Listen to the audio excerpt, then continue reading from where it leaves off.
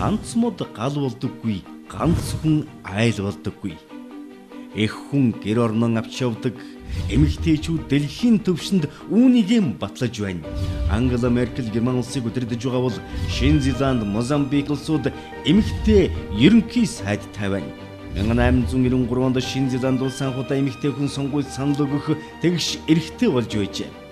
Хаант улсуудын хувьд Данийн Вантулас, Голланд, Их Британд эмэгтэй хүн төрийн дээд эрх мэдлийг барьдаг бөгөөд хатан хааны үүрэг гүйцэтгэж байна.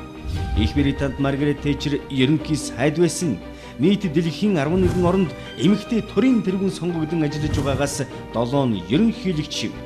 Чили, Финлянд, Энэтхэг, Ирланд, Либери, Филиппин, Швейцар улсууд тус эмэгтэй ерөнхийлөгчтэй байна.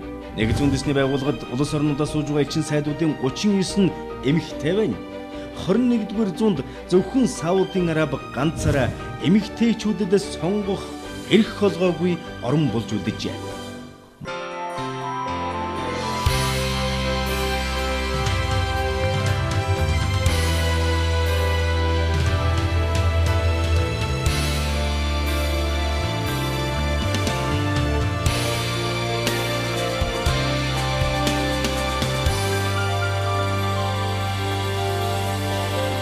Монголчуудаа уран бэрийн нүүдэл гаргах хаалга бүсгүйчүүдэн дэмжицгээе.